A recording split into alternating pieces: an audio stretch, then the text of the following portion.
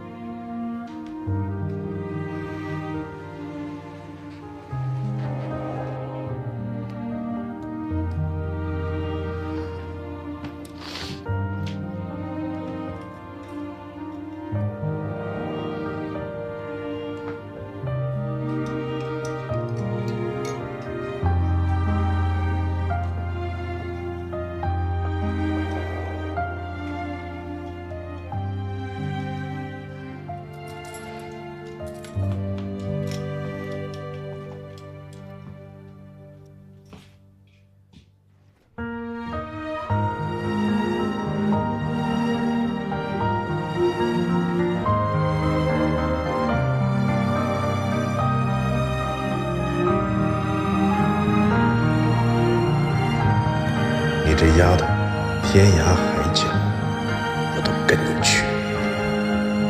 我离开，春心阁就没有伤害你的必要。桑然，对不起，对不起，对不起。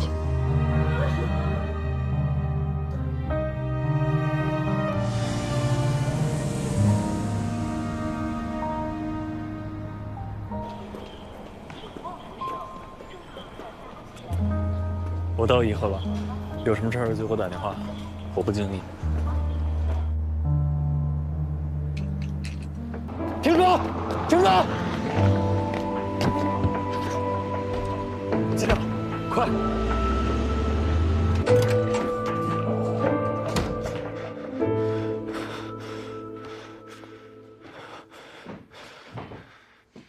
宋安，宋安。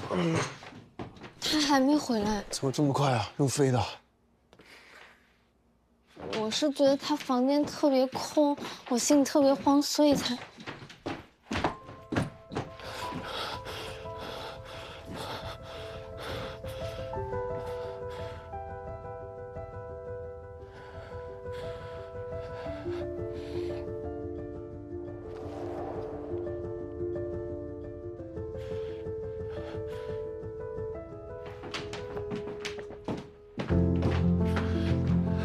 该不会是回到妈妈家了吧？不可能。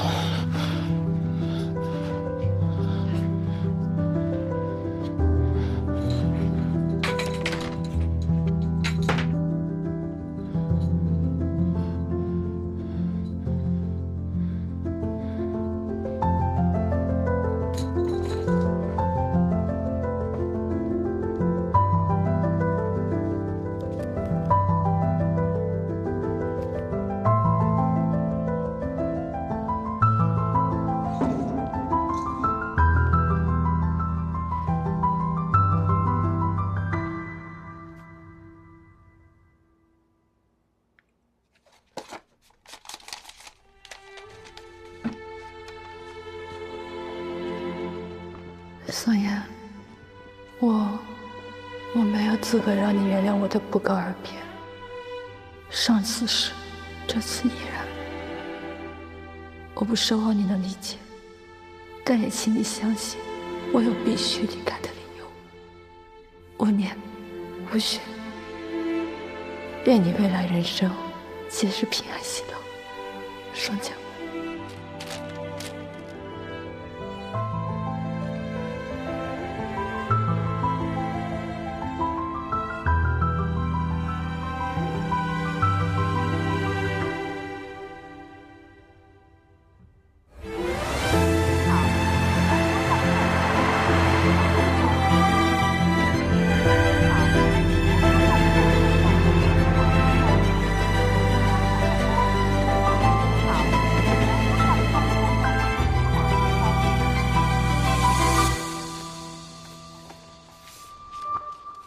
你跟这个温亦凡什么关系啊？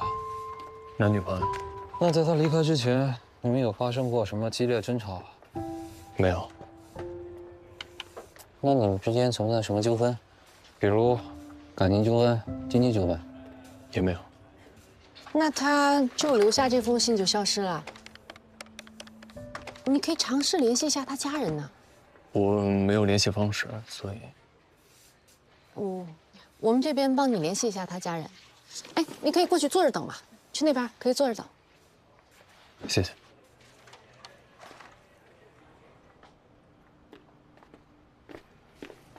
但是比起酣畅淋漓的人生，我更想要的是平平淡淡的长久生活。你啊，不用把自己逼得太紧，放松一点，做自己。但是我没有时间了。为什么？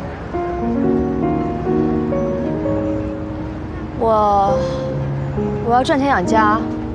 我爸去世了，我妈退休了，家里赚钱的人只有我。我妈养老金还有家里贷款，都得我考虑。小小的人儿哪能有这么多的烦恼呢？我真想有一个熨斗，下一次你再皱着眉头，我就给你熨开了。我可不想看我师妹小小年纪就像个小老太太一样。那我得先谢谢师兄了，这样的话我还省了一笔面膜钱呢。哎，医药代表很挣钱，你要不要考虑到公司？算了，国内那么卷，我可卷不动。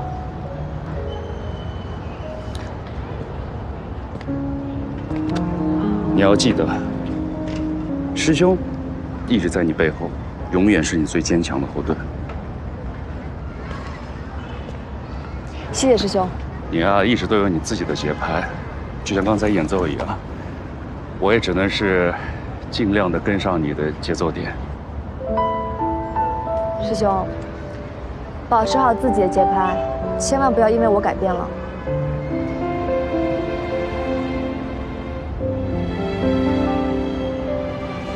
希望我的师兄以后能够成为中国最大的医药公司总裁。就算不当医生了，一样也可以上华人医大的荣誉校友榜，对不对？接个电话。喂。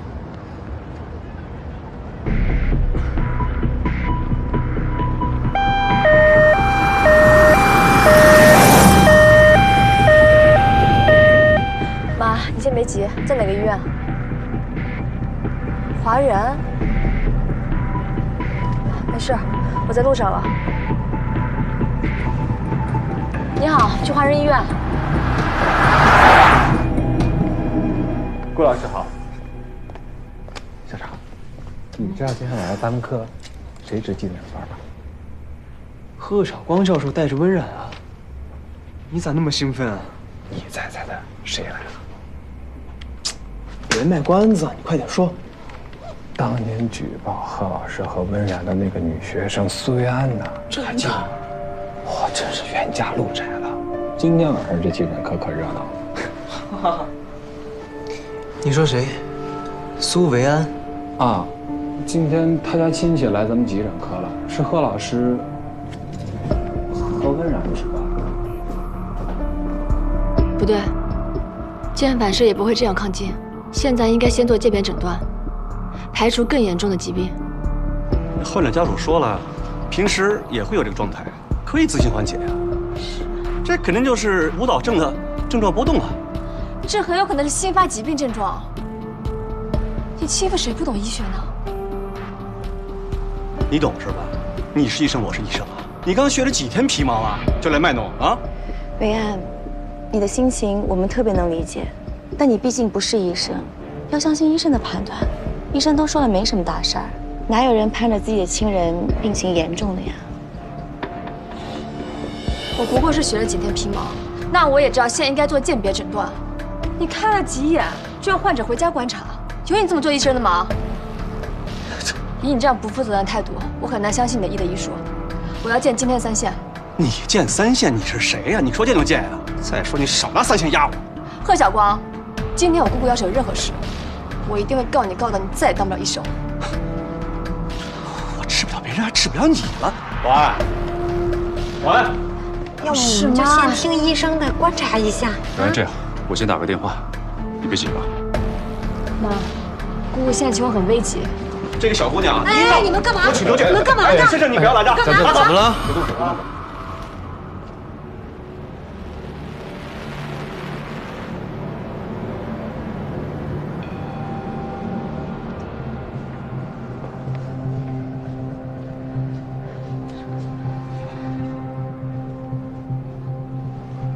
没什么事儿，这儿有个医闹，忙你的吧，顾医生。我这值班，我来负责啊。贺医生，我是问你患者怎么了？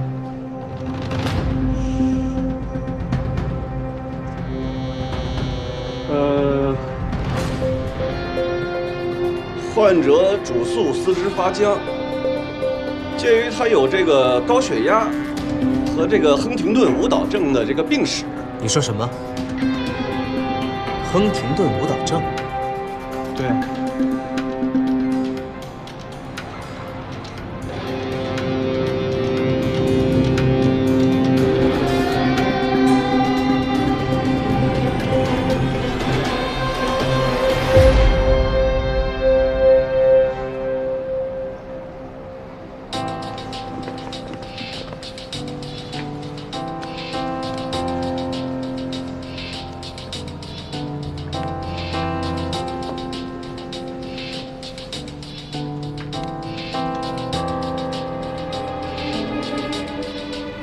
患者巴氏症阳性，立刻给患者安排头部 CT。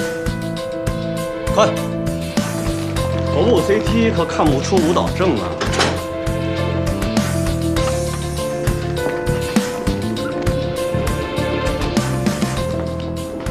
但 CT 可以看出脑出血。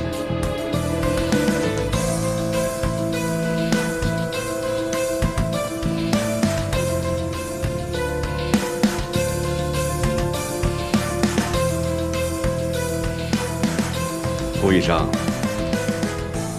你不会是怀疑我误诊了吧？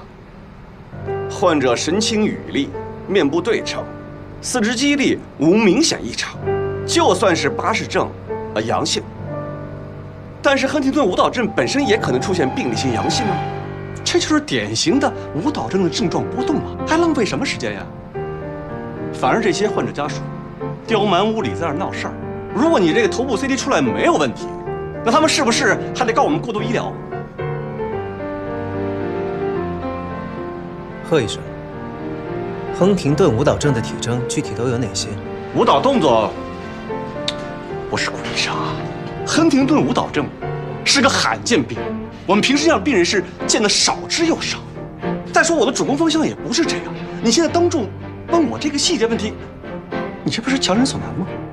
贺医生，你连亨廷顿舞蹈症的具体体征都说不清楚，你怎么能断定患者出现的僵硬状态就是亨廷顿舞蹈症造成的？这个时候难道不应该先排除更严重的病症吗？患者出现这种状态多久了？3个多小时了。患者之前出现这种情况，一般多久自行缓解？大概半个小时之内。对对对。护士长，我这就去 CT 室查看患者结果，随时做好手术准备。要手术了，小心陪手。没事儿，慧安，我会一直陪着的，一直等到你姑父没事。谢谢师兄。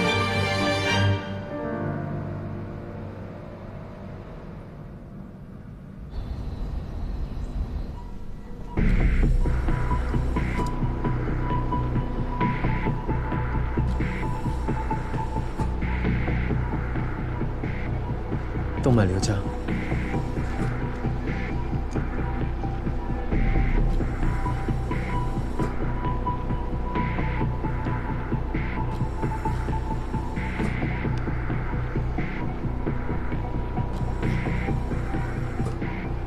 患者是苏维安的什么亲戚？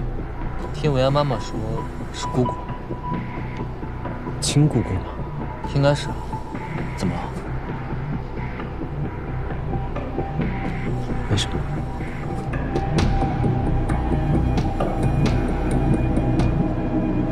薇安啊，怎么这么长时间都没出来啊？啊，你要不要问问？妈，顾云真是省外最好的医生，相信他，放心吧。来了。哎呦，顾医生，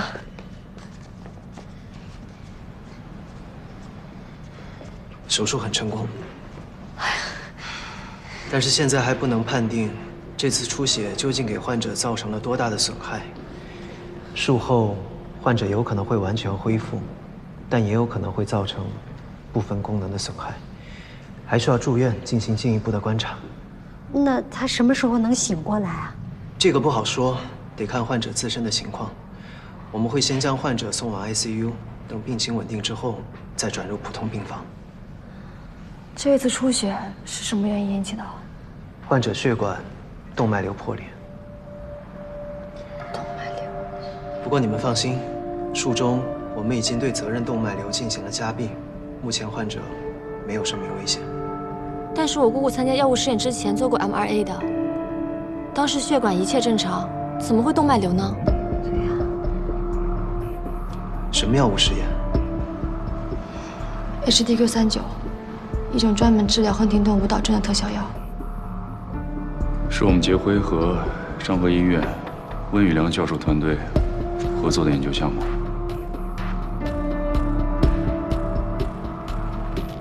这属于药物试验当中出现的不良事件。我会和温教授进行沟通，并和他商议患者之后的用药。好，好，好，顾医生，那以后还有好多事儿都要拜托您了。不客气。妈，不早了，让医生回去休息吧。好，好，好，我们也回去。那我们先去忙了。哎哎。阿姨、菲安，我司机在楼下，送你们回去吧。不用了，你们打车就好。是啊，小杜，我们都不好意思再麻烦你了。你看，都陪我们等了这么久了。这么晚打车，路途又远，我也不放心。咱们别客气了吧？再客气下去，天都要亮了。行，那就谢谢了啊。走吧。走吧。那谢谢师兄了。走走走。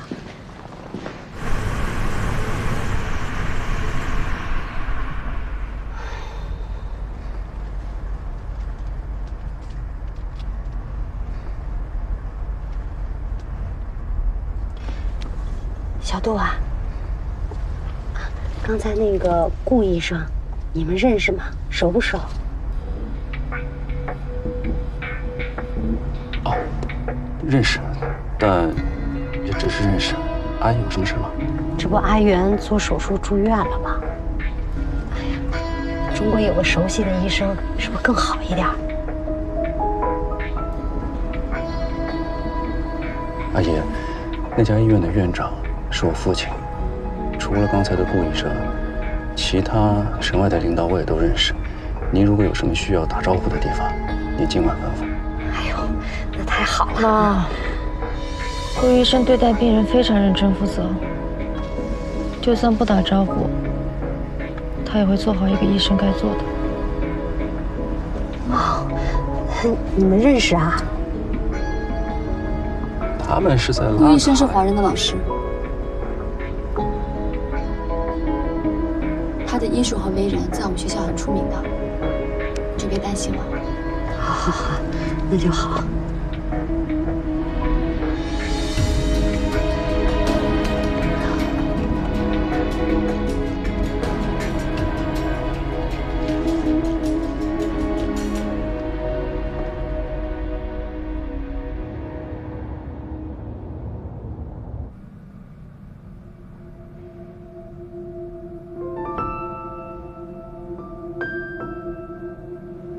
患者主诉四肢发僵，鉴于他有这个高血压和这个亨廷顿舞蹈症的这个病史。患者是苏维安的什么亲戚？听维安妈妈说，是姑姑，亲姑姑吗？应该是。怎么了？亨廷顿舞蹈症。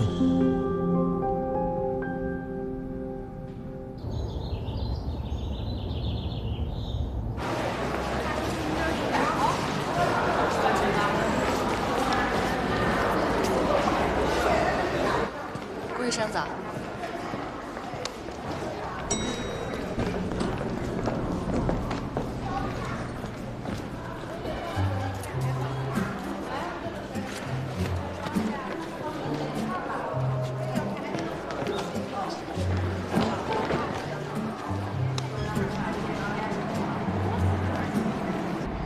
我是李婉彤，你想干什么呀？你说我想干嘛？据说送男人领带就能套牢男人的心。这个品牌适合卓尔不群的你。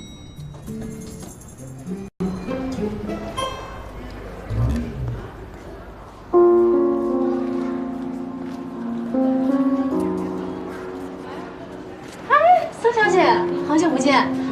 我给顾医生选一条领带，好看吗？好看。哦，你要进来吗？不用了。哎，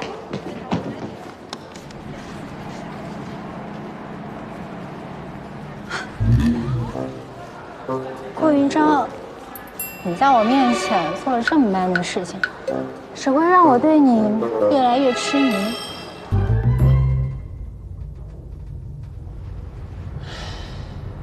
我跟李婉彤不是你想的那样。你不用跟我解释的，我不在意。你骗人！你现在为什么不敢看我的眼睛？苏维安，你知不知道，你的眼神，还有你的表情，会出卖你。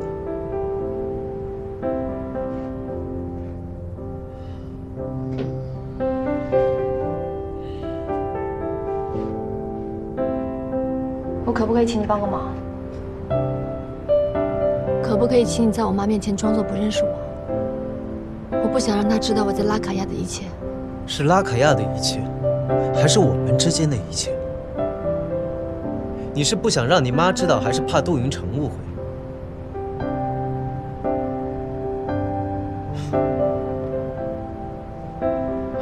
怕他们知道你替我挨过一棍，怕他们知道我们一起看过暗夜彩虹，还是怕他们知道我们一起看过星星？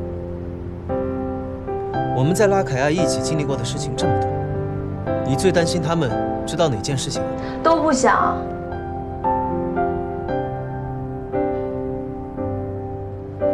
顾医生，再纠缠过去就没意思了。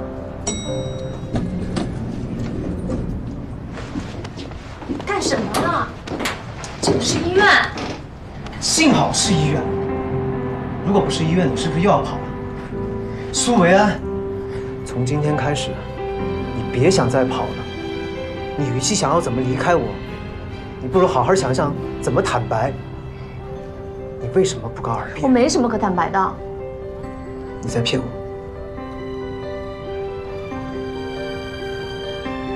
就是为了杜云城，不行吗？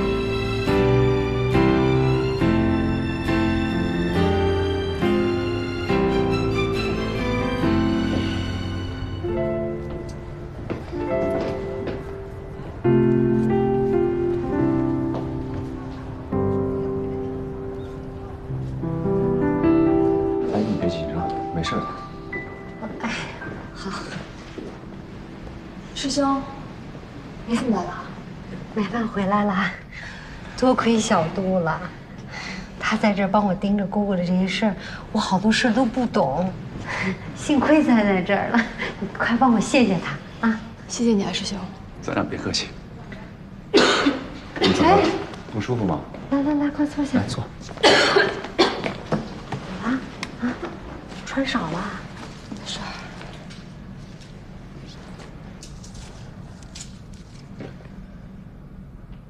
还记得啊？你这随时都装着糖啊！维安低血糖，认识他之后，我就习惯性在身上带一块大白兔。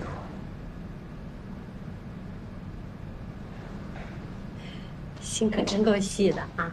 啊！你怎么来了？我怎么不能来啊？这话不应该是我问你吗？公司应该很忙吧？你怎么来了？苏媛女士是 STQ39的施药对象，需要密切关注，有问题吗？没问题呀，你能来医院，顺便还能看我，我开心还来不及呢。阿姨啊，你好，昨天太匆忙了，都没来得及跟你好好打招呼。先前是我经验不足，不知道贺医生的诊断有错误，没想到情况这么严重，实在是抱歉。啊，这是我大学同学温冉。哦，是阿姨，我是维安大学最好的朋友，现在也是影城的女朋友。哦，你们是好朋友啊！哎呀，你可真漂亮啊，气质还这么好哈！谢谢阿姨。你好，你好。维安，你之前说你远房亲戚确诊了亨廷顿舞蹈症，没想到原来是你亲姑姑呀！这可不是什么远房亲戚了，这是近亲。我记得舞蹈症是家族显性遗传，概率50%呢。维安，你是不是？当然不是了。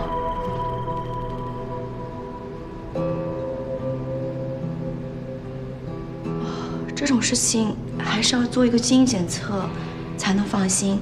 你做过了吗，维安？做过了，我是阴性的，没有致病基因。你在哪里做的？现在外面很多机构都是骗钱的，要不你把报告给我，我帮你看一下。不用了，谢谢你的好意。你是在我们华人医院做的吗？现在都有电子档案，我可以帮你翻出来看一看。不用。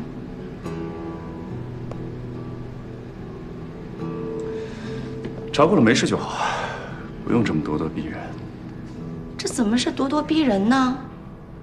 维安可是我大学最好的朋友，我这不是担心他吗？阿姨，我们华人医院做基因检测可是最权威的，这万一在外面小医院做的结果不准确呢，还是要看一下报告才能放心。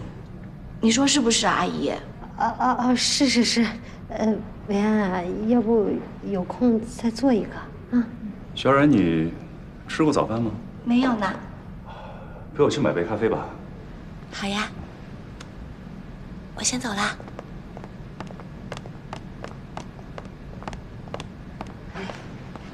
你这个师兄的女朋友都跟你说过了，不要乱点鸳鸯谱。她还跟你是好朋友呢，啊，这也太天真了吧！哎呀，被那个医术不精的贺医生随随便便就带到沟里去了。你才是真天真。嗯。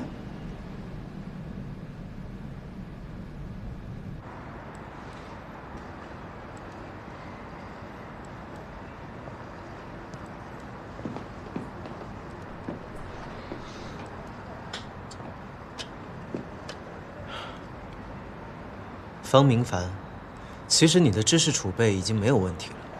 看这么多视频，不动手等于白搭。哎呀，小老板，磨刀不误砍柴工嘛。我都给江江说了，答应他了。我去找李医生做心理辅导。这个月之内，走出心理阴影。1个月？嗯，这算是立下军令状了。说1个月就1个月。你相信我吧，小老板。行，再相信你一次。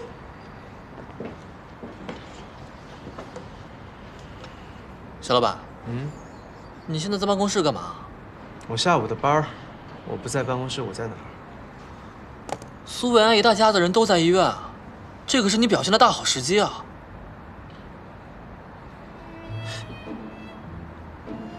唉。我听说这2天，结辉的某个人天天往这跑，一大早就屁颠的跑过去。小老板，这你可落后了。某人是谁呀？就是以前也不来咱们医院看温医生的那个人啊。最近倒是很积极。你也挺积极的，怪不得来这么早。怎么，我在你心目中就是这种不务正业的人吗？没有，我们小老板是最敬业的人。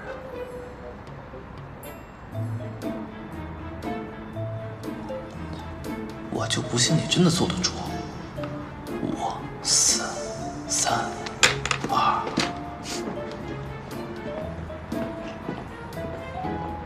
算你开窍了。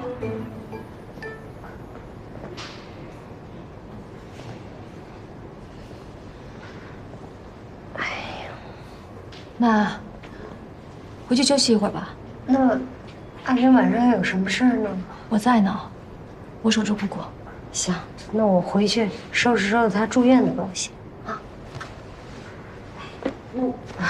小孙子，谢谢你了。客气了，阿姨。注意安全啊。好，我先走了啊。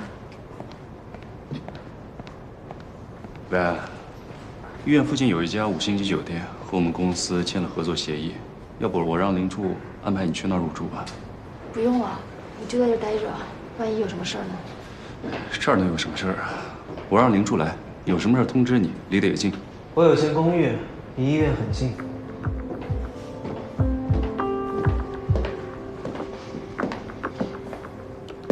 这2天我住医院，你去我那儿住吧。不用，我在这儿休息就好。在这儿休息？走廊吗？那怎么行呢？医院有明文规定，走廊不能睡人。你睡在这儿，不仅自己休息不好，还会影响其他的患者和家属。还是住酒店吧，晚上能舒服一点。我家小区安静，没有那些乱七八糟的人，有孩子住更安全一些。真的不用了，让我安静一会儿吧。这样吧，维安，我值班的时候，你可以去2线休息室住，我睡办公室。那边有淋浴，有床位，早上你还可以用我的卡打早餐，这样照顾姑姑也会更方便一些。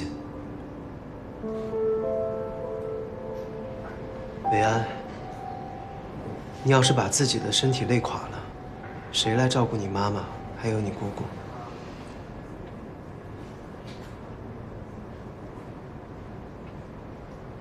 那谢谢你了，我去买点东西。师兄，你也早点回去休息。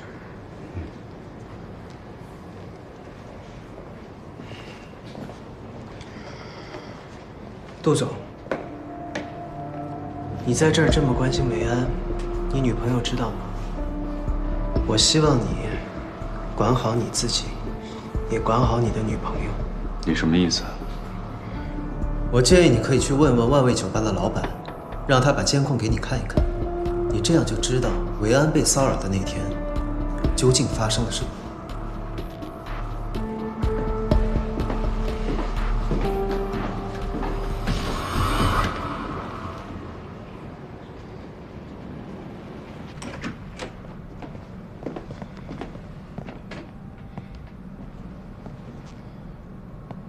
吴医生，在这个2线休息室也能碰见你，真巧啊！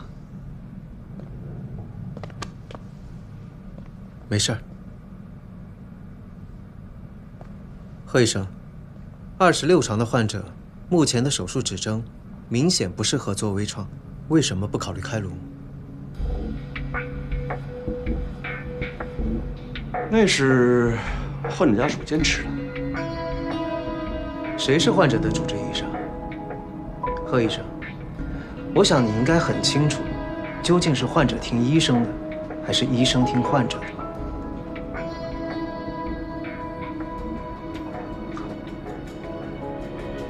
管好自己的事儿吧，啊！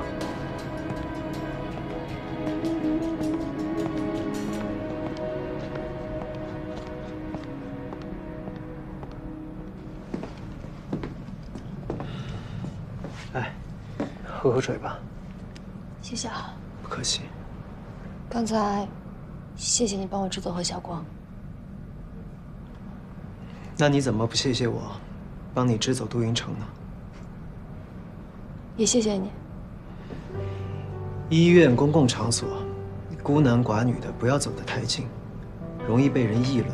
以后杜云成要是再来纠缠你，你就直接跟他说，不要给自己招惹不必要的麻烦。顾医生说的对。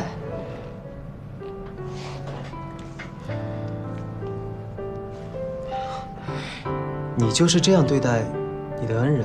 刚才不是顾医生说的吗？孤男寡女在这样的公共场合容易被人议论。所以在你的心里，我跟杜云成一样。有什么不一样吗？有什么不一样？你需要我来证明有什么不一样？杜云峥，这里是医院。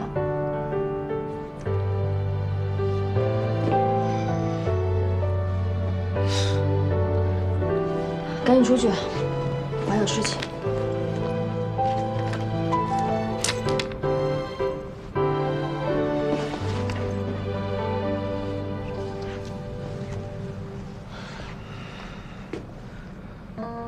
苏维安，这是什么？一个普通的破石头。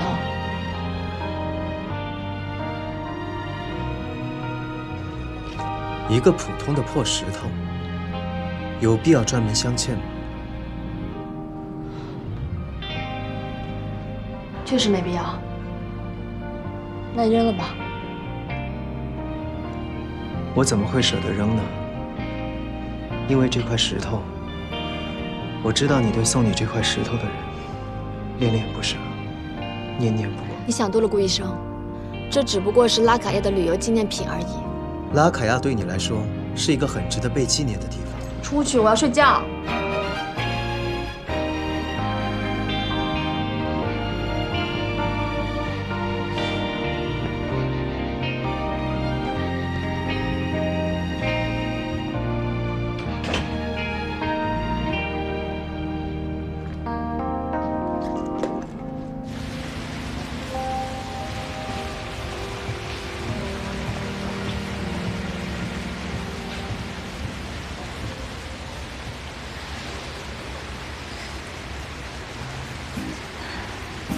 小凯哥哥，其实我有件事情没告诉你，我已经有男朋友了。小凯哥哥，其实我已经有男朋友了。我男朋友他是一名救死扶伤的医生，他在我心里工作的样子是闪闪发光的。我就，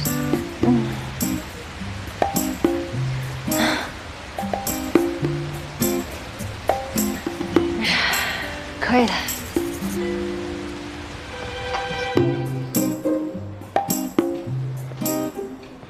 千雅，小凯哥哥，我有话要对你说。千雅，对不起。啊？这段时间，谢谢你陪我逛街、吃饭、看电影，但其实我一直把你当做从小一起长大的小妹妹。如果让你产生什么误会的话，那我只能说抱歉了。你不是要追我啊？你知道的，我爸妈一直催着我结婚，我实在没有办法了。但是现在好了，他们已经回美国了。所以你每次约我出来，都是为了演戏给你爸妈看。其实我不喜欢你这一型的。那个，如果没什么事儿的话，我还约了人一起健身。我先走了。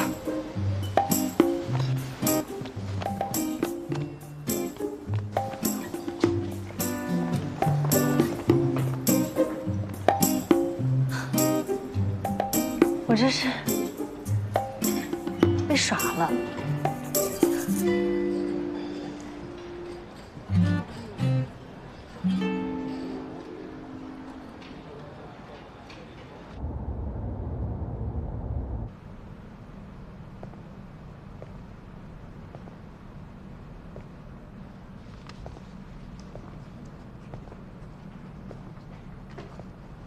方医生，这学习呢？嚯，这都看上工具书了。你说你都临床这么多年了，这怎么了？基本功忘光了？开始大学那套啊？实践？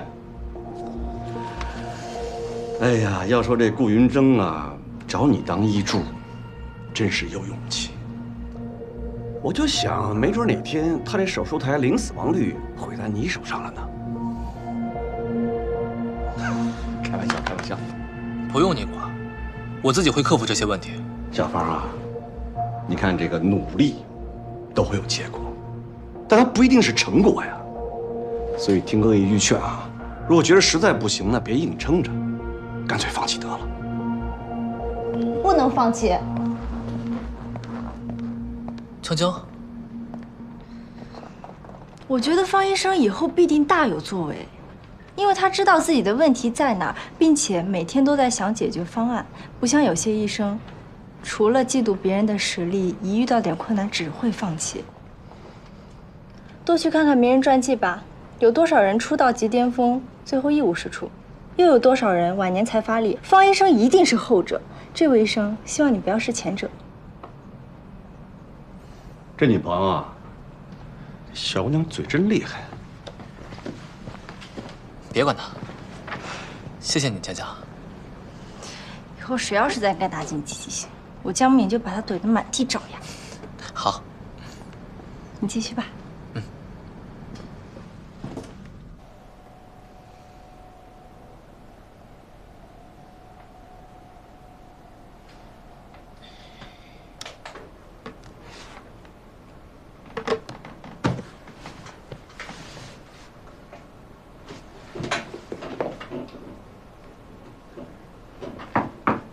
请进。你怎么又来了？你说呢？哎，怎么了？里面太闷了，去外面吃。去外面吃？你确定？确定。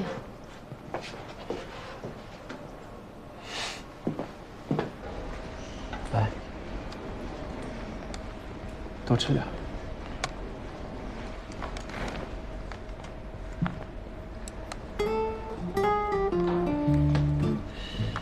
早知道在外面吃会被当作国宝围观，还不如在里面吃呢。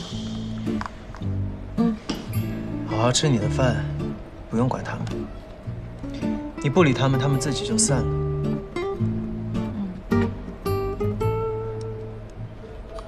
我脸上是有什么东西吗？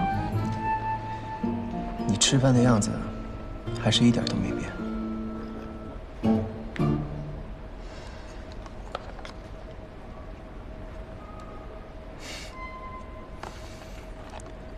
习惯一旦养成了，是很难改变的。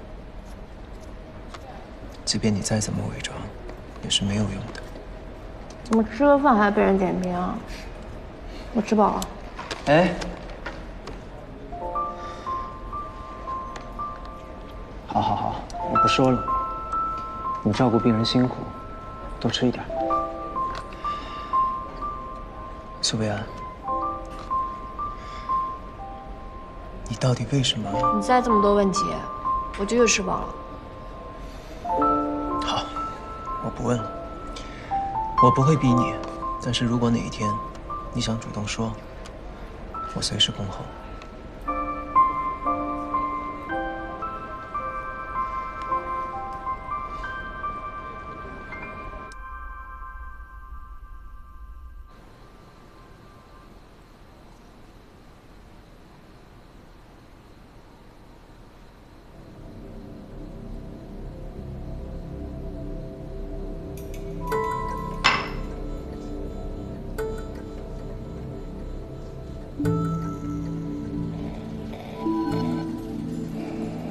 他怎么知道我在哪儿？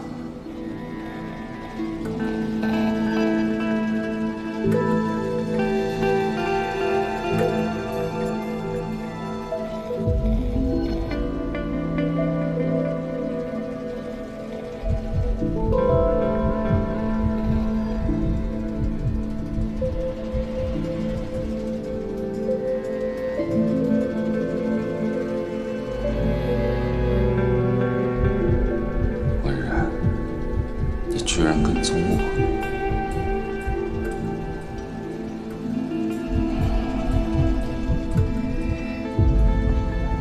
云婵，你难得约我出来，我们俩已经好久没有这么约会过了。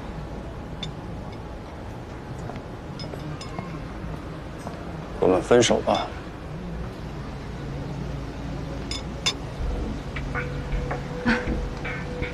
云城，你在开玩笑吧？这么多年以来，我一直在说服我自己，你是我最好的选择。虽然谈不上情投意合，但起码也是开心快乐。但现在我发现，我们不是一个世界的人。我们俩不是有很多共同语言吗？云城，如果我哪里做的不够好，你跟我说，我都可以改的。从一开始，我们就不合适。对不起。云城，是因为苏维安，对不对？跟他没有关系。自从我们再见到苏维安开始，你就变了。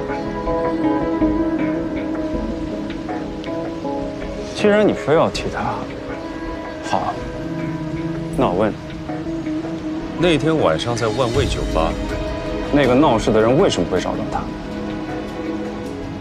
我怎么知道为什么？你可以不知道，但是酒吧的监控拍的是一清二楚。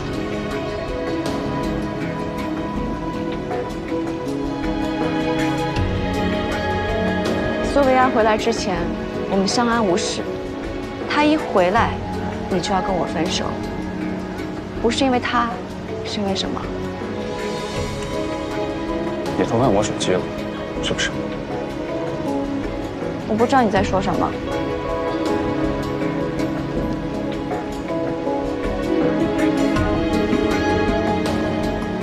什么时候在我手机里面装了这么一个东西？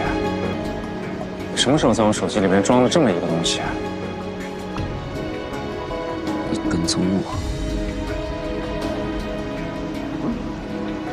小冉。如果我让你感觉没有安全感的话，你应该重新审视一下我们之间的关系。不是云城，这个我可以解释。我看你平时工作太忙了，我不想烦你。那如果说我知道你在哪，我就可以来找你，这不是很方便吗？很多情侣现在都是用这种软件的。我们好聚好散吧。云城。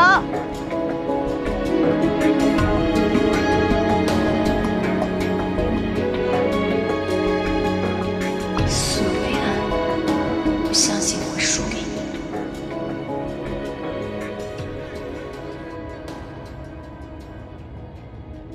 哎，你们发现没有？顾医生对那个12床的家属格外照顾。可不嘛，他不仅为12床亲自做手术，还和那个女孩忙上忙下的。这个家属什么来头？听说是华人医大的学妹。温大夫啊，哟，来了。可不只是一个区学妹，我俩同级。苏维安，她可是我们华人医科大学的风云人物，她的故事特别多。说来听听。当时在学校的时候，真的是当年举报贺主任的那个女学生？是啊，为了和温冉争第一数，不光举报老师，还一封信直接闹到国外杂志，颁给同班同学的奖项都深深撤回了啊！厉害角色。哎，她当初跟温冉还是好闺蜜呢。贺主任当年因此受到牵连，降了半级，所以现在还屈居于比自己年轻那么多的顾医生之下。贺主任肯定恨死他了。唉，遇上这么一学生，活该是贺主任命中一劫呀。那他不是达到目的了，怎么还退学了呢？谁知道自己亏心，觉得待不下去了吧？谁说不是的？谢谢啊。好了，走吧。走什么走啊？你退学了？啊？你还抢了别人署名吗？我没有。哎呦，这么大的事你不跟我说？哎呀，回去再说吧。啊。早教班都准备好了吗？顾医生。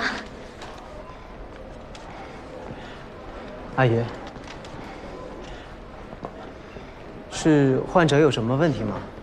我待会儿会去查房，会帮着仔细检查一下。哎，谢谢您了啊！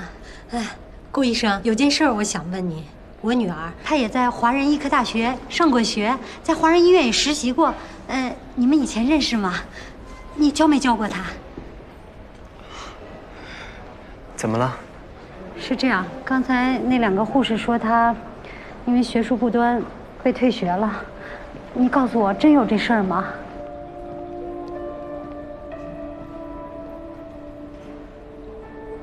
说的可不就是您女儿吗？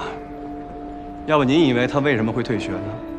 哎呀，千不该万不该啊，不该抢人温冉的署名，这是原则问题啊，闯大祸了，能不退学吗？我才没有，你不要乱说。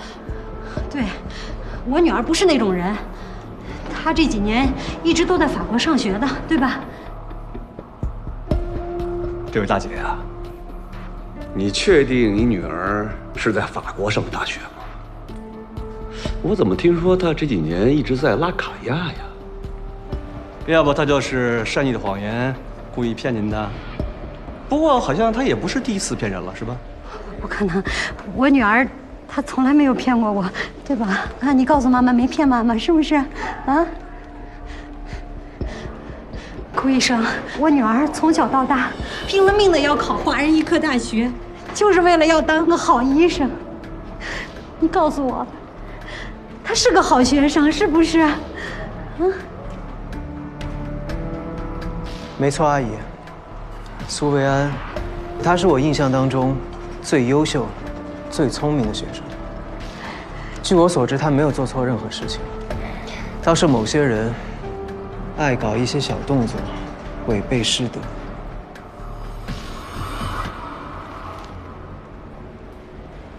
你这话里有话，说谁呢？谁对号入座，我说的谁。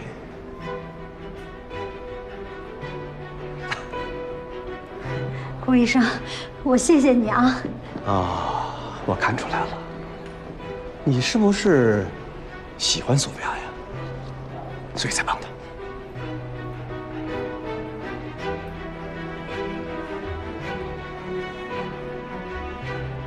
哎呀，那你这么帮温冉，你是不是也看上她了呀？啊？你看，我说的没错吧？这样没怎么着呢，未来丈母娘就开始护女婿了啊！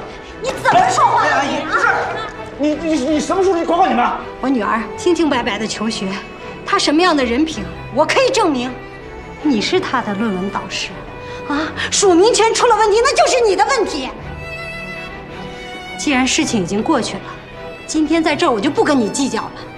但是你给我记住了，从今天开始，从现在开始，你要是再敢诋毁我女儿的名誉，我就会以学生家长的身份，我要去告你，告你师德不端。你行了啊，有理不在声高啊！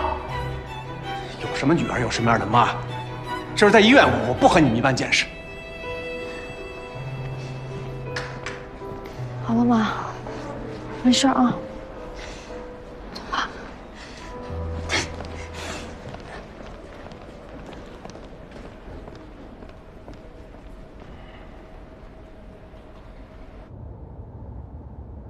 医院里的那些议论你也听到了，你是打算自己说呢，还是让我问啊？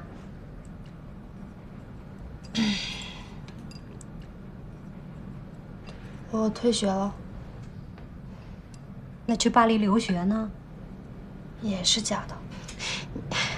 你现在是长大了是吧？啊，这么大的事你都骗我？那你告诉我，这些年你去哪儿了？就干嘛去了？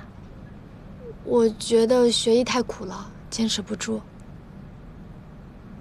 我跟那些背包客一样，游山玩水，吃喝玩乐，一边找工作一边旅游，去了好多地方呢，什么普吉岛啊、南法尼斯，什么摩洛哥，都是很好玩的地方，又好玩又漂亮，比读书有意思多了。你呀，你应该早点告诉我呀。你别怪我了，行不？我怪你这个干嘛呀？你不想这么累，我也不想让你这么累。学医多苦啊，可是你自己选的，是吧？啊，你想想，从小到大你做什么，妈妈不支持你？但是退学这个事儿，他太大太丢人了，我怕你说。我有什么好失望的？我怪就怪我自己没本事，不能挣钱养活你。你喜欢游山逛水的，我应该支持你啊！世界这么大，就应该出去走一走，对吧？就是你应该告诉我，什么事都不应该瞒着我呀。哎，在你眼里，我是这么不通情达理的人吗？当然不是的。那兰姐，医院里那些闲言碎语，咱就别往心里去了。我怎么可能往心里去呢？刚才顾医生，那不已经当众承认你的优秀了吗？是不是？也肯定你了啊。就是顾医生这么帮衬我们，我看他也挺维护你的。你们俩是不是有点啊？没有，我们俩什么都没有。也对，就你这条件，你也配不上人家。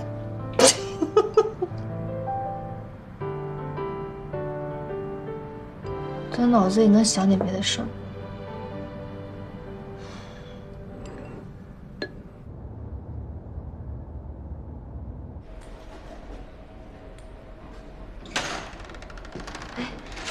顾医生，病人怎么样啊？病人状态已经平稳，可以转去普通病房了。太好了，谢谢啊。阿姨，维安，你怎么来了？我给姑姑安排了采光还有设施最好的 VIP 房间，带您出来把她转过去。你现在就去给苏媛女士办理入住。你可太贴心了，我们家的事儿啊，你忙前忙后，操了不少心。哎，维安，你得好好谢谢人家啊！谢谢你啊，师兄。不用客气，让维安赏脸请我吃个饭就好了。一定的。我先去忙了。啊啊。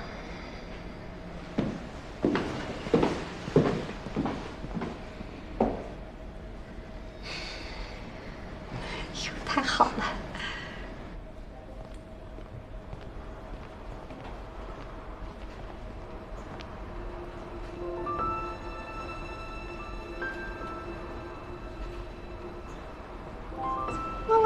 你看那个阿姨在翻花手，是不是要拍小视频了？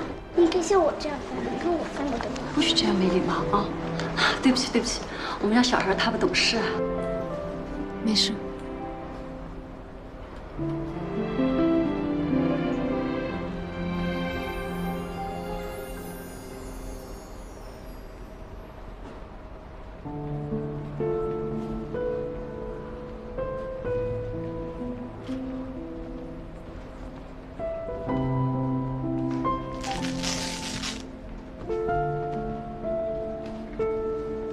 你怎么来了？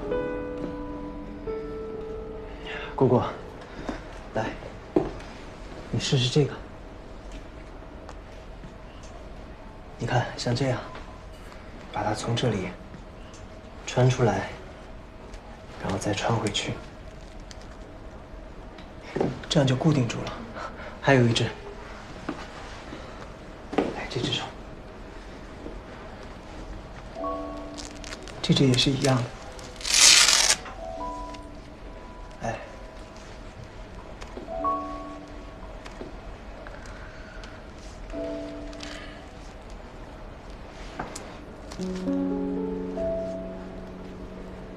这样手固定住就会舒服很多。你感觉合适吗？谢谢。应该的。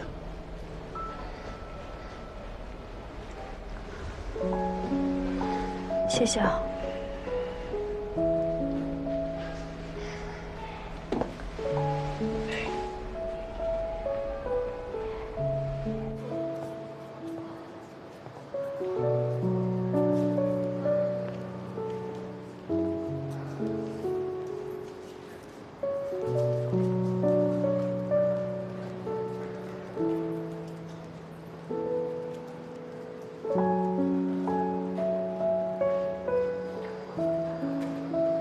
苏维安，今天如果是你，你想不想结束这一切？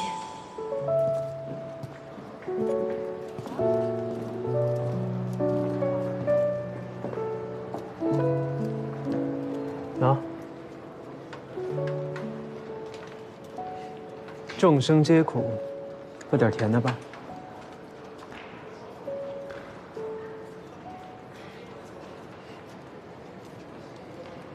怎么，还怕被别人看见啊？我这只是主治医生和患者家属沟通而已。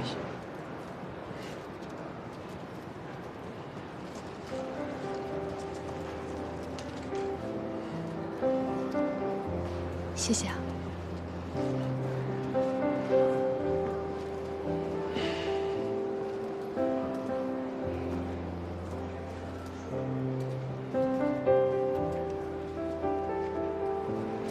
我6岁之前，我姑姑一直在圣彼得堡留学。我爸说，她是唯一一个从他们县城里走出来的国家级别的小提琴家，很难想象吧？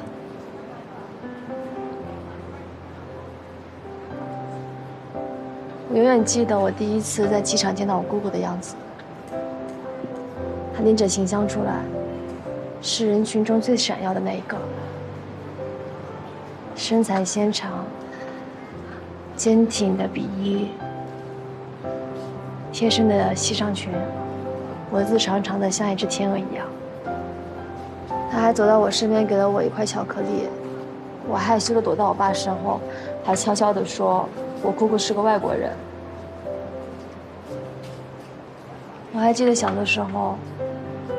只要姑姑有空，我就会黏着她，让她陪我玩，看她练琴。听上去很美好。那是那个年纪的我，可以理解和感同身受的幸福。我曾经以为，姑姑就会这么一直优雅着，直到老去。只是人生如果那么残酷，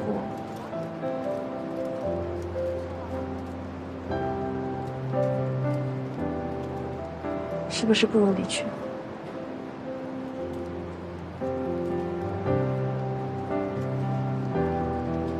这是他的想法，还是你自己的想法？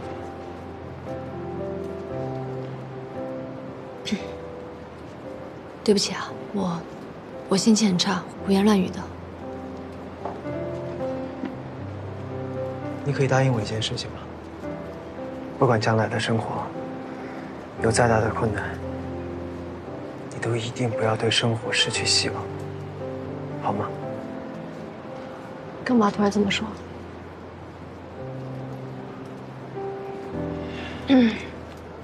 出来有点久了，我回去陪姑姑了。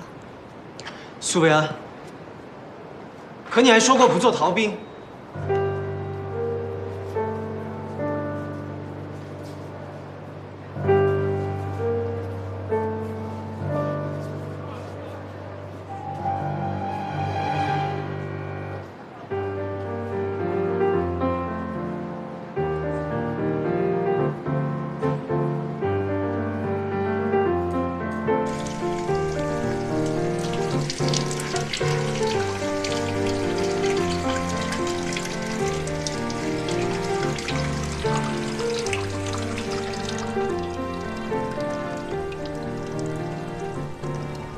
我也想好好的活下去。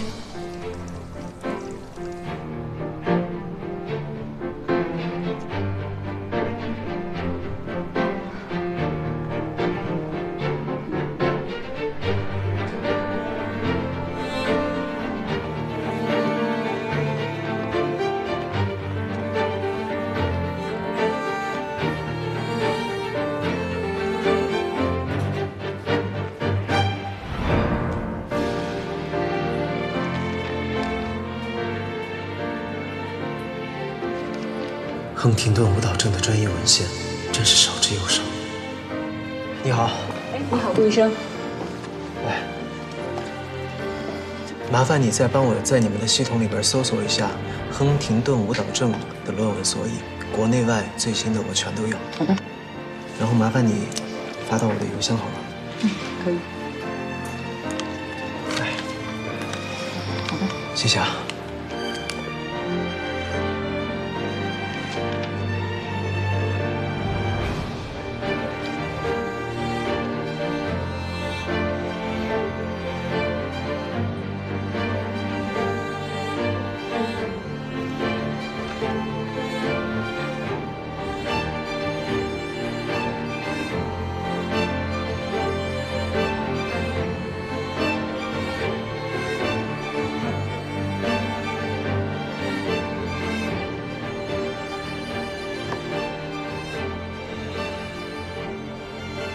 常染色体遗传，50%的概率。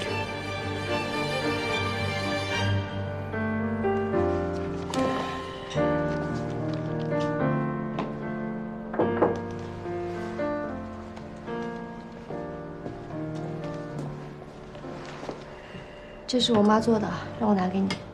阿姨做的。怎么感觉你好像很不情愿呢？没有。我也想着感谢你的。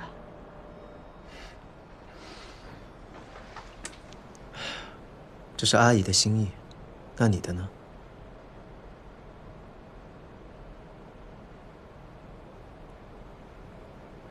没关系，先欠着吧，等将来再找你还。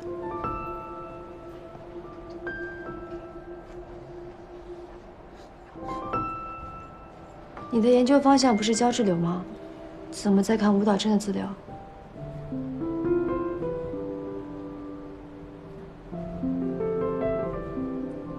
我是苏源的主治医生，需要及时的更新医学界的研究成果，好针对性的制定治疗方案。怎么了？有问题吗？没问题，只是觉得顾医生日理万机，没必要在一个这样的不治之症上浪费时间。我先走了。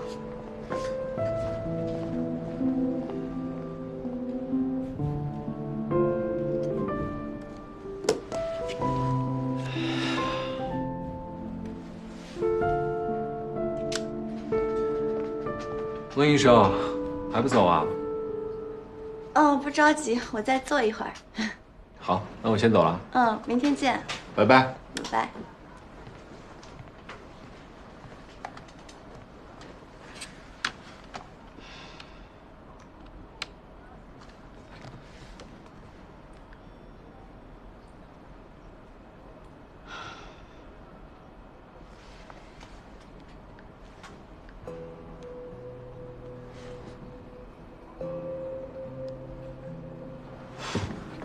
苏渊，你可真行！云尘这么多年，还对你念念不忘。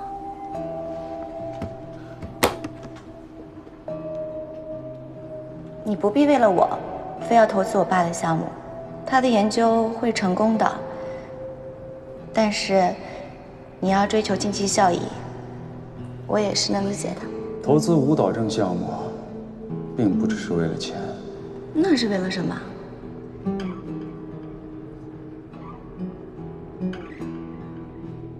维安，你之前说你远房亲戚确诊了亨廷顿舞蹈症，没想到原来是你亲姑姑呀！这可不是什么远房亲戚了，这是近亲。维安，你是不是？当然不是了，做过了，我是阴性的，没有致病基因。哎，你是在我们华人医院做的吗？我可以帮你翻出来看一看。不用。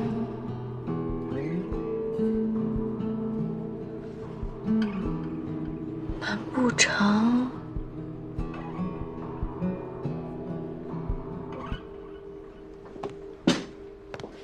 哎呀，小冉，真是让你费心了。应该的，阿姨。哎，啊，你来啦！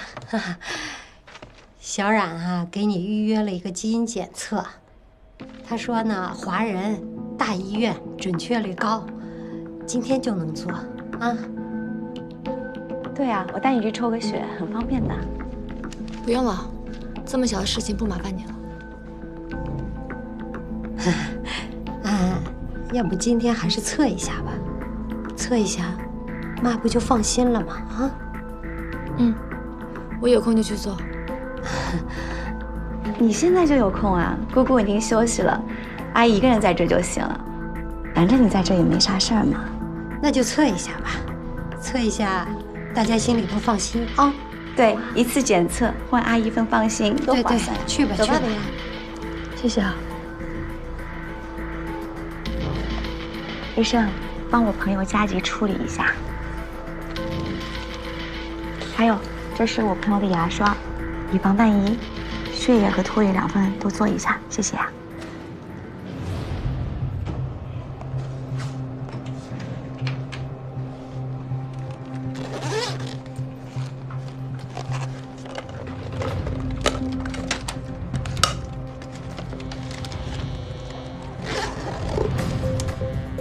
你怎么随便拿我东西啊？我知道你想不到这些细节，有时候基因检测报告不准，双保险。好了，你完事了，我先走了，拜拜。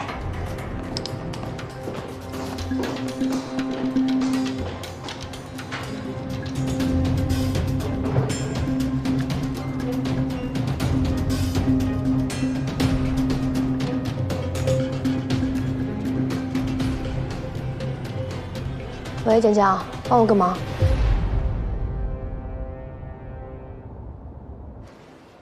你好，我拿一下报告。稍等啊，我帮您看一下。嗯，好。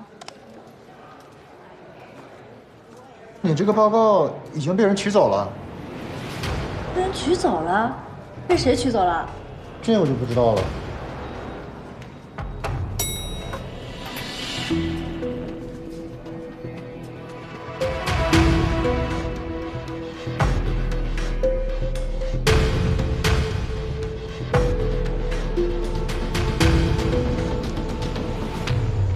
累了吧，小娟？温师姐，可不嘛，这连续加了好几天夜班了，困死我了。刚好给你带了杯豆浆，还是热的。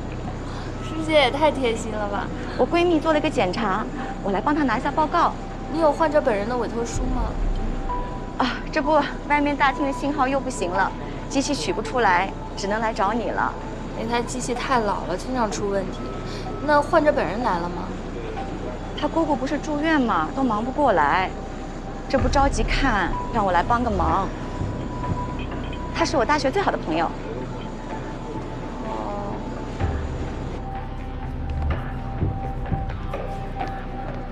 薇薇啊，我刚拿报告，他说你的报告已经被人给拿走了。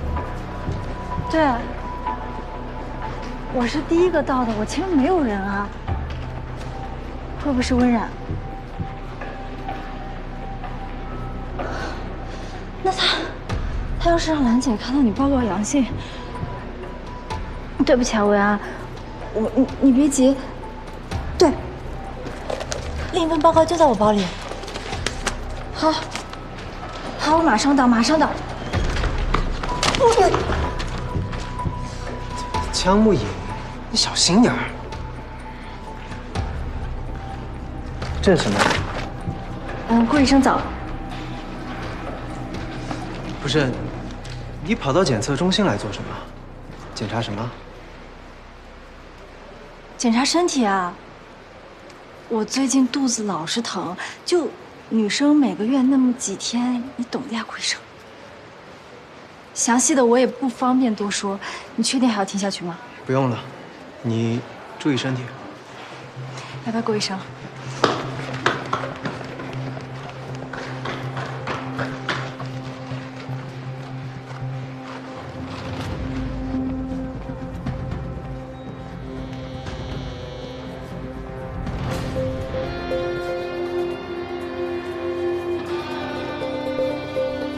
肚子不舒服，检查身体。为什么要做基因检测？这是什么？顾医生早。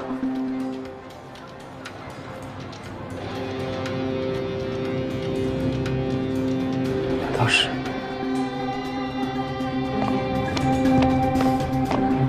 哎，顾医，你见过顾医生这么匆忙的样子吗？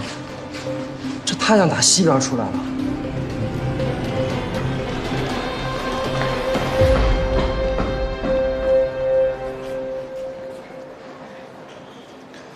小冉，我到了，你在哪儿？让我来医院干什么？伟安，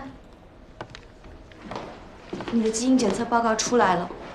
小冉，是伟安的结果出来了吗？怎么样啊？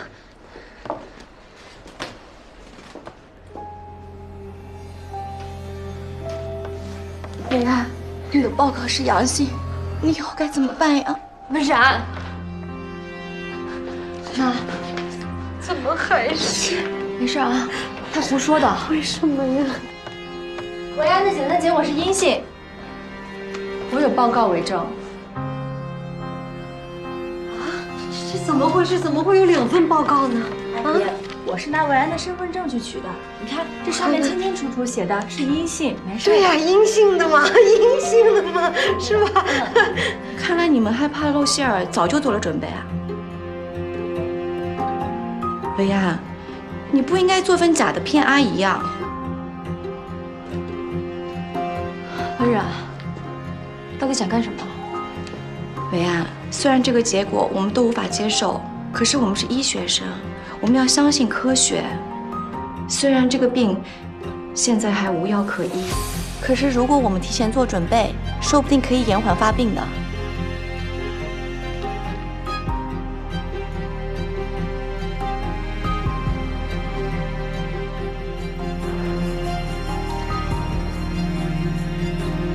够了，温然。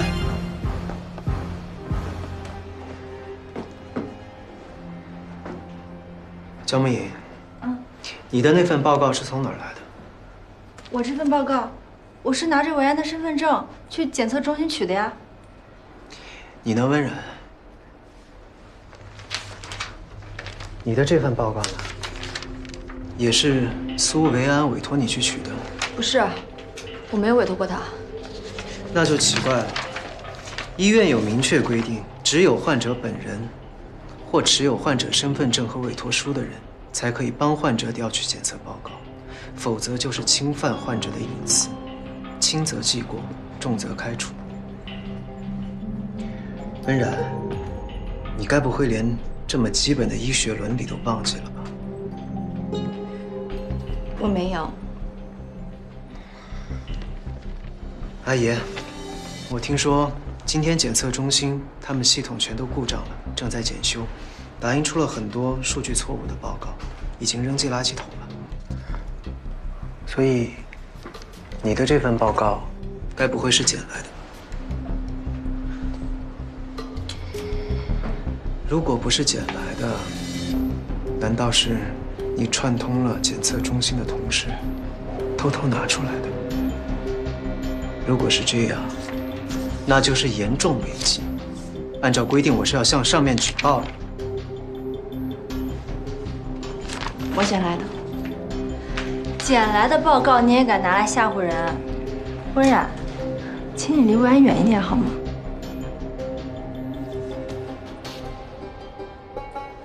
那也就是说，伟安没事了，报告拿错了，是不是？啊，是的，阿姨。那就好，那就好。没事就好，那我先去忙了。温然，怎么了，顾医生？以后没有求证的事情，不要在医院里随便乱说。这一次只是虚惊一场，但如果下一次再闹出今天这样的闹剧，我一定会追责到底。知道了。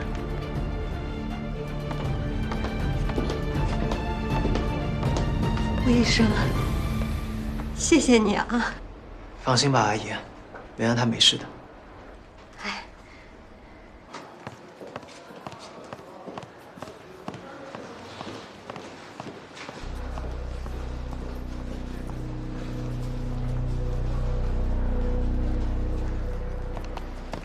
张梦颖，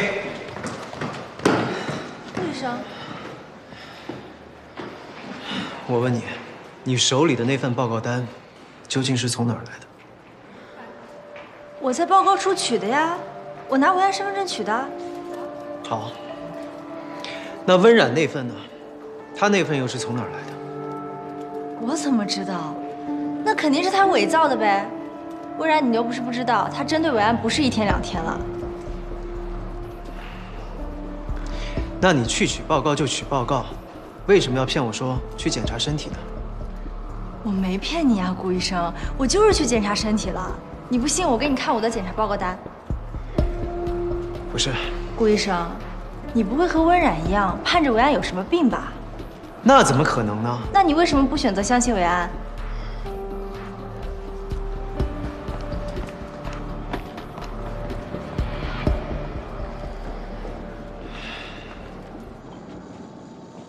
我问你，今天早上有没有人私下来找你拿过报告？没有啊，谁都没有。神经外科的温冉有没有来过？谁啊？我不认识。我们不可能私自给任何人检测结果的，报告只能在检测中心报告处领取。今天也没有人来找过我要报告。伟安，刚顾医生来找我了，问报告的事了。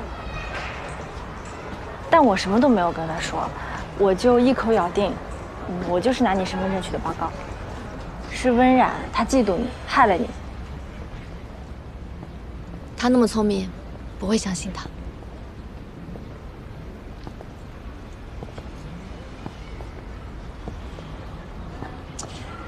但是就算他怀疑报告是假的，可是他帮你瞒住了兰姐呀，是不是就说明他根本不在乎你生不生病？他在不在乎，都跟我没有关系。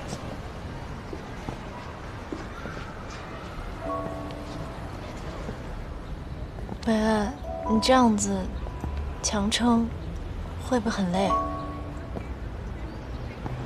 小江，舞蹈症是一个让人很绝望的病。顾云珍现在能接受，那以后呢？想象跟真实面对根本不是一回事儿。我是父系3代遗传患者，最坏的情况，可能都不用等到30岁，我就会慢慢失去记忆力，然后失去行动力，四肢不停地舞蹈，直到死亡。你别说了，伟安。所以江江，与其这样，我宁愿不要开始。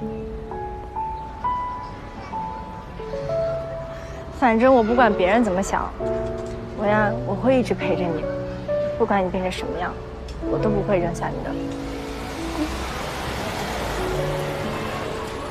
走吧。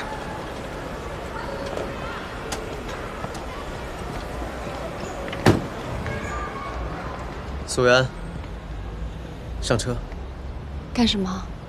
上车。不上。干什么？上车。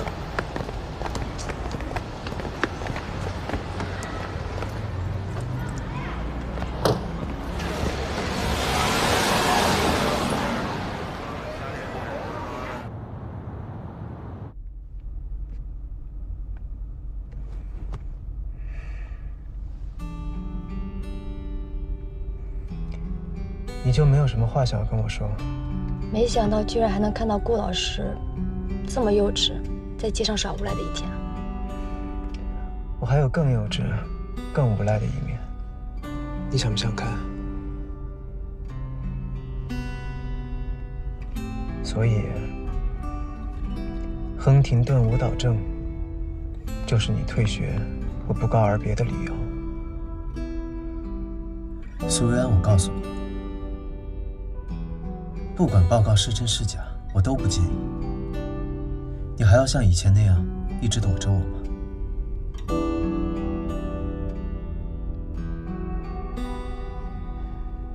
我想你可能误会了，我之所以离开，跟舞蹈症没有任何关系，只是因为没有感觉。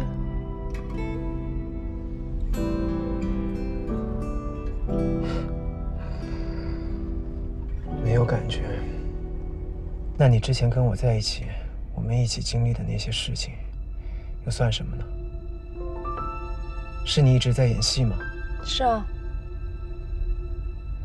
就是我的一时冲动。谈恋爱有什么好的？谈恋爱还要费尽心思照顾另一个人的感受，还是赚钱好？只要有钱，每一天照样可以过得很开心。所以顾老师，我不需要感情，也更加不需要无关紧要人的关心。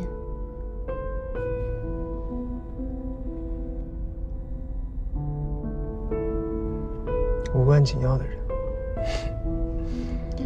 对你来说，我是无关紧要的人。好啊，苏维安，很好。那我就把你的情况如实告诉你的家人，让和你有关系的人去关心你。你是在威胁我吗？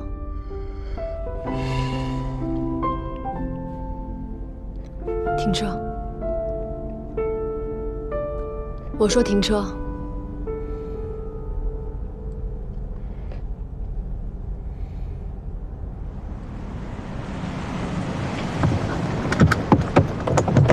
苏维安，苏维安，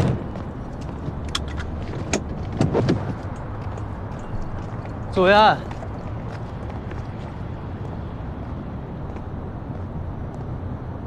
苏维安，我不是那个意思，对不起。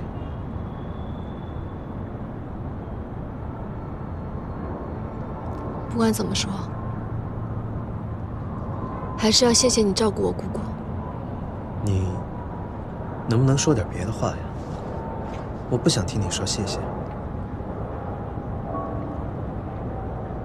我觉得李医生也挺好的。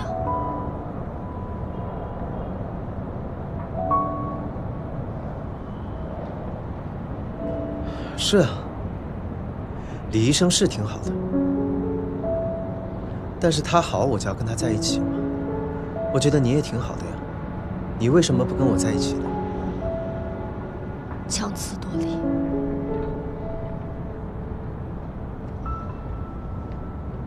是，李婉彤哪儿都好，家世好，学历好，长得也漂亮，样样都拿得出手。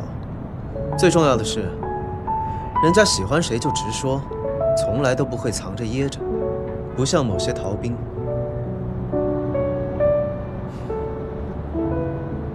那你能不能放过逃兵啊？李医生既然这么好，你们在一起，不是皆大欢喜吗？松手！他好是他的事，跟我没有任何关系。我跟你也没有任何关系。